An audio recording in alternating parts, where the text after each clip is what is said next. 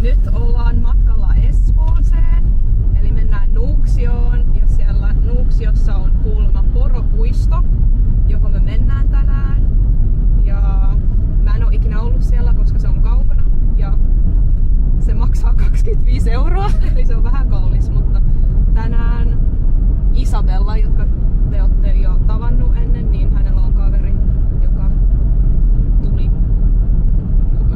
where is he even from? Scotland. Hän on Glasgowsta, niin se on nyt täällä Suomessa tämän viikonlopun, niin me käydään esittämässä hänelle suomalaista kulttuuria täällä poropuistossa. Eli nähdään siellä.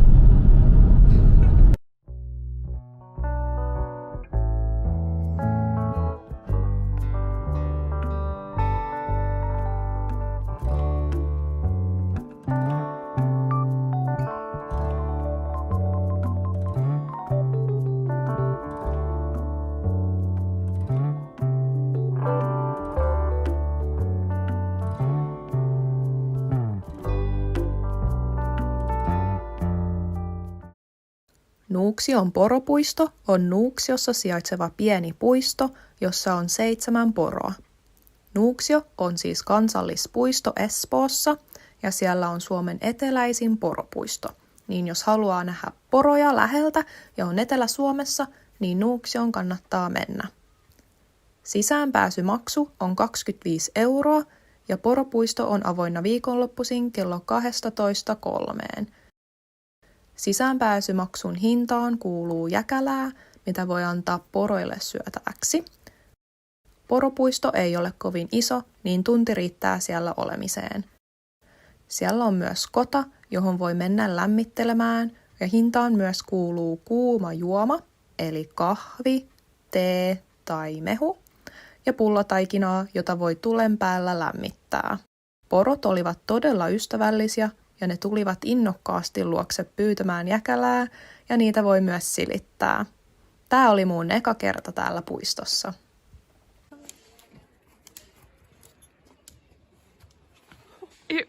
Katja thinks you have food. Kato, ruokin poroja. I know, right? Katja. Ooh, yummy! Why are you giving it like that? You can pet it easier. This is so hungry. Poropuiston jälkeen käytiin metsäkävelyllä. Nuuksiossa on paljon metsäpolkuja. Valittiin yksi polku ja sen varrella oli köysirata, jossa pystyi leikkiä, vaikka se olikin aika vaikea. Bouncy, bouncy, bouncy. Should I do a flip? Yeah. Oh my god. Do a flip. Do a flip. Do a flip. You can do flips though. They're gymnastics people. Oh really? Not on ropes. Not yet.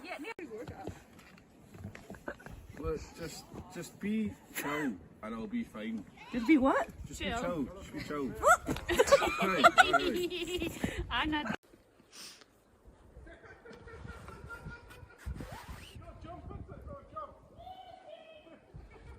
Löydettiin myös yksi näköalapaikka. Se oli mäen päällä ja siitä näkyi kivat maisemat metsästä.